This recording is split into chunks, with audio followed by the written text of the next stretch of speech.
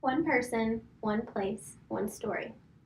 I'm Frank Leary. You can call me Frank, I suppose. I'm from Boston, Massachusetts, and this isn't the life I would have chose. It was 1974 when I was 13 years old.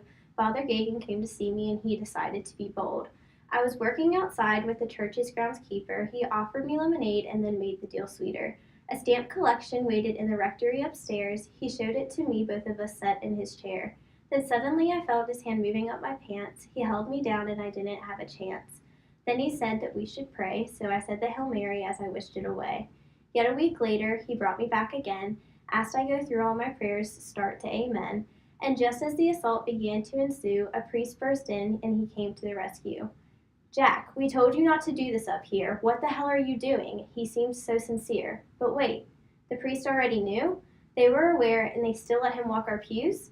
So I rushed out of the chair and attempted to block it out, and many years later his trial finally came about. But I've stayed away, it's all just a big defeat. He's not suffering too much, but my suffering plays on repeat.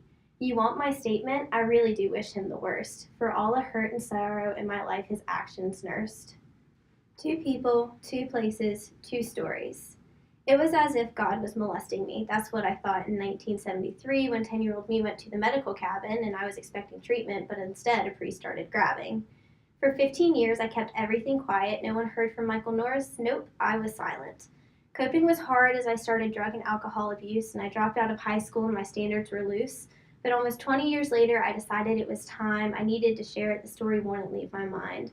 I did not come forward out of the hurt I held. I came out of guilt, protecting others. I felt compelled.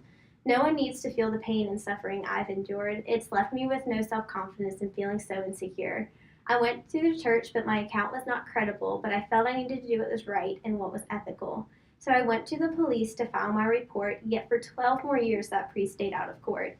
And even though I left the church for the judgment I ensued, it didn't stop me from seeking out the justice I pursued. It was my duty. He shouldn't still have access to children. I can't bear for his non-credible acts to stay hidden. So I confronted him myself to tell him I survived. He knew and I knew that he was living a lie. But here I was so many years later, and even if no one else believes me, he'd still have to live with being a traitor. I left feeling I had done something right, and although I still feel guilty, I can still go on with life. Three people, three places, three stories. It's a dirty city full of dirty people doing dirty things, and more than 20 years later, the memory still stings. I'm Thomas McGarvey of Queens, New York, and I won't back down, that just won't work. I was a 16-year-old boy abused while looking for guidance, but instead I gained decades of demanded silence. And his name still feels like venom on my tongue when I remember what Priest Robert Brown has done. He served as my father when he wasn't around, but then he abused me and he wasn't the person I thought I'd found. It took 14 years before it ended with his death. Still, I wrestle with it and my soul won't rest. However, in my opinion, the devil won't win. I won't turn away from my devotion because of his sin. Still, the church hierarchy leaves me skeptical, but who am I to judge the respectable? I was angry at God and I was angry at the church, but then I forgave because there's still good here. You just have to search. I never stopped believing, not for a day. It's an act of resistance. That's why I stay. Four people, four places, four stories.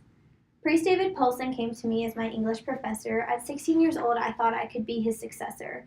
Although I would have described myself as a lost kid, he still treated me well with everything that we did. He gave me the honor of being chess team captain, and looking back years, I still don't know how this happened. I suppose looking back at my life, the tales of Jim Van Sickle, I could have seen it coming with each of his tickles. They got more aggressive as we'd wrestle on the floor, but I ignored it until they became a full-on war. I remember the time his two arms felt like eight. I felt terror and fear for the first time I was caught in checkmate.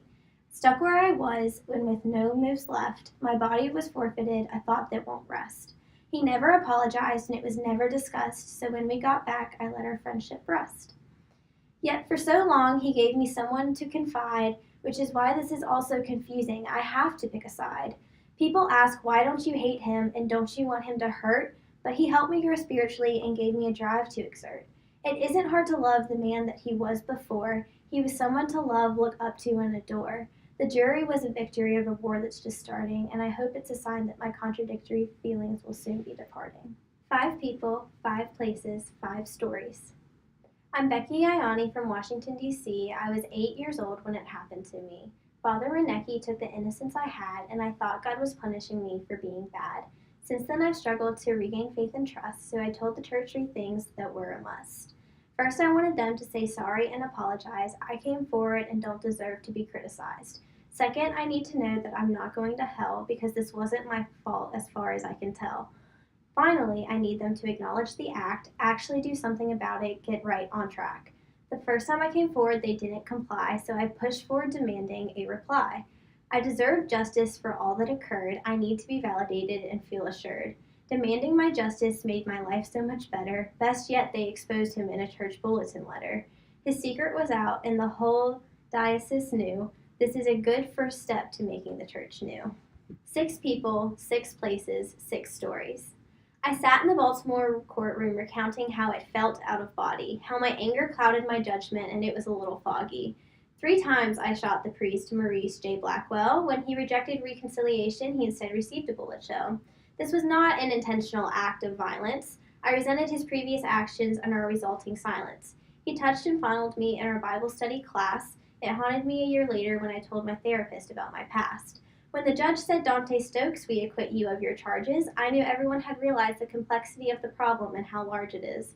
As soon as the gun went off, I realized my anger, so I sought salvation, I realized my error, and I needed to be candor. And God has been there since the beginning. I know He is now seeing me winning. 6, 6, 6. This is the story of the sex abuse crisis as it stands, cradled in destructively holy hands of those who prepare the Eucharist and preparing the blood and flesh for the numerous. Yet they caress the youth who had no choice and then refuse to give them any voice. So victims internalize their indoctrinated pain, letting the church hide the sinful crimson stain. Until they revolt and demand a change, everything will simply stay the same. So in this 7th stanza, may I boldly propose you look past the rhyme's rhythm and lack of prose. Dig deep down and see the problem. There's many, but I know that the church can solve them. It will take laity reform and a sense of spiritual perfection. They will have to own up to it and face the tension. But they can rebuild standing on their cornerstone and make policies to ensure the sex abuse is something they'll never condone. However, it comes down to a choice made by those who suffer from the human condition. It's everyone, the Pope, cardinals, bishops, priests, deacons, laity, and other positions. We're all sinful and have to make these hard decisions, but it can happen with the help of less hierarchical divisions. Let the laity speak, and it won't end in a Catholic Church fail. Laity just have to remember that they will have to help it prevail. Because although the beast may try its hardest to attack, with this completion we can all come out intact.